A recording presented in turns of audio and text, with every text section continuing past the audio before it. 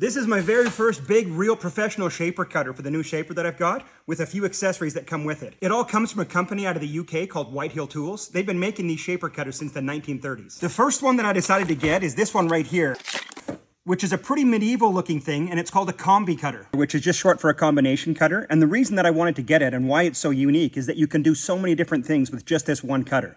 Right here and here, you'll see that there's two knives. A cutter right here and a cutter right there. Then it's got these two carbide inserts up top here. Those go slicing along the top of your cuts, and then these take out the majority of the material. And this little cut up here will kind of match up with this one to give you really nice clean corners. And so set up just like that, you can mount it here on the spindle, and then you can do all kinds of cuts. Like you could cut all kinds of rabbets and rebates like this. Or if you have a shaper like this one where the spindle can tilt, you can tilt it up to the angle that you want to cut chamfers. You could do a 45 or a 15 or a 30 or whatever custom chamfer you want to, which is really cool and handy because there are shaper cutters that will have, for example, like a 15 degree or a 22.5 or a 45. But if you wanted a 30 or a 35 or a 12 or something custom like that, you can set your spindle just to that angle and then use this cutter block to cut those chamfers. And then again in this configuration, one unique thing about this one is that it's flush mounted. So it's custom made so that when you go and mount it, there's nothing sticking up above. So I can take this screw out and then take out some of these spacers. And then I've also had this one custom made. There's these little keyholes right here. So inside the cutter head, there's two little knobs right here that fit inside that keyhole. And they fit just inside and slide inside those slots. And then I can go put in this washer right here that Whitehill provided and this bolt in the top.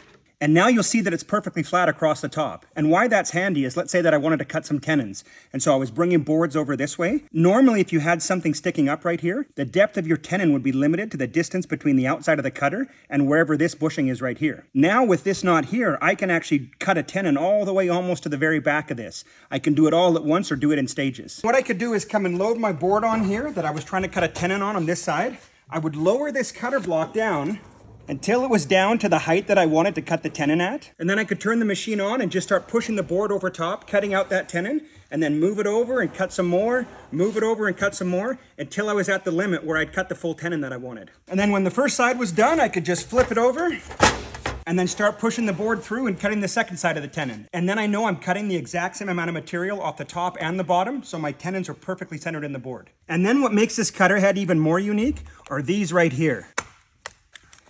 These are different cutter inserts that you can get that go inside of this block. And Whitehill specializes in making a huge range of these different cutters and different profiles. These two, for example, are a combination set for cutting handrails. These ones go and cut the profile along the side of the handrails, and then this one cuts that arc along the top. Like I said, the huge range of different cutter profiles that they have is impressive. But also if you have a custom profile, like maybe you're doing some custom millwork on some old building or an old castle or something like that, and there just isn't a profile available anywhere on earth for that specific piece of molding, you can have them custom make one for you that'll replicate the one that was made however long ago. And the way that it works is on this side here and on this side here. You have cutters, which will go in one of these slots, and you have limiters, and these will then get extended out. And that's part of safety mechanism and part of counterbalance. But basically these knife inserts will then go and get slotted inside here, obviously in quite a bit more because this piece will be removed right here. You'll have one on this side and one on this side. And they're going to stick out farther than these knives. So these knives can go ahead and stay on because they'll never come in contact with the wood. It's just these profile cutters that'll then be doing the cutting. And like I said, you can swap these out for a wide range of different cutters. So there's hundreds, maybe thousands of different profiles that you can cut with just this one cutter block. And then this is a tool right here that you use when you're putting the two cutters in. You want to be very precise and make sure that they're set at the exact same distance. And this little unit right here will help you to set those so that you know that everything's just perfect. And then this box right here has a giant bearing wheel. And so what you can do with this is place one of these washers right here.